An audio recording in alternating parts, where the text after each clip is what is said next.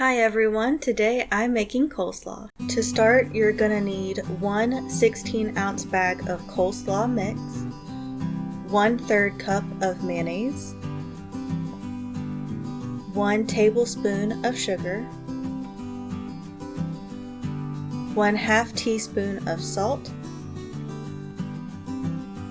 and 1/2 teaspoon of pepper.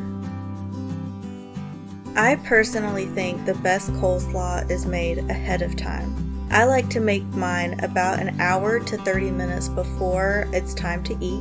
All you have to do is combine everything into a bowl, give it a good stir, and cover it up and refrigerate until it's time to serve.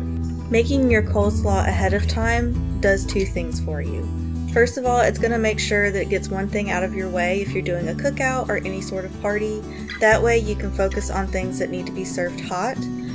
Also, making it ahead of time, the salt and the sugar that you put into it helps draw out moisture. So that way you don't have to add a ton of mayonnaise to get a creamy coleslaw. Because there's nothing worse than having a soggy coleslaw that's swimming in too much mayonnaise.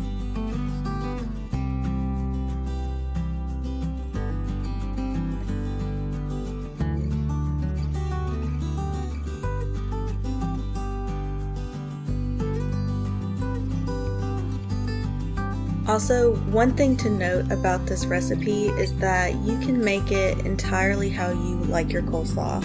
I normally don't even measure my ingredients, I've always eyeballed them, but I wanted to try to measure out what I normally use. I always put the full recipe in the description below, but if you're watching on TV and you're not able to see the description, I've included a recipe page at the end and just pause to read. And if you like today's video, make sure to like, comment, subscribe, and hit that notification bell for more. And I appreciate all of you guys being here. And I'll see you next time back here on Vintage Cookery.